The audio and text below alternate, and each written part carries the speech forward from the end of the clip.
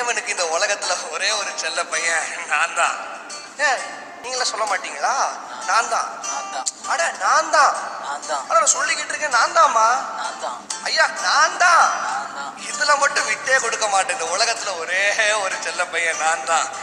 அழியாமல் அணைத்து கொண்டீர், களையாமல் காத்து கொண்டீர், குறைவின்றி பிறக்க செய்தீர், பத்திரமாய் என்னை சுமந்தீரே, தாய் கருவிலே பத்திரமாய் என்னை சுமந்தீரே. எப்படி பாவமக்கு நன்றி சொல்லுவேன், சொல்ல வார்த்தையே இல்ல.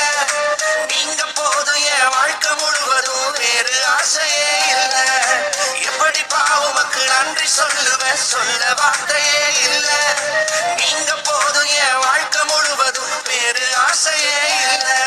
சின்ன வயசுல இருந்தே தாவீது ஒரு மேய்ப்பர். சாமுவேல் தீர்க்கதரிசியினால இஸ்ரவேலின் ராஜாவாக தாவீது அபிஷேகம் பண்ணப்பட்டாரு. அவர் அபிஷேகம் பண்ணப்பட்ட உடனே ராஜாவா ஆகல.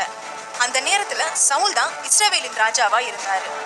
பல வருஷ பிரச்சனைகள், போராட்டங்கள், யுத்தங்களுக்கு அப்புறமா தான் தாவீது இஸ்ரவேலின் ராஜாவா 40 வருஷம் ஆட்சி செய்தாரு.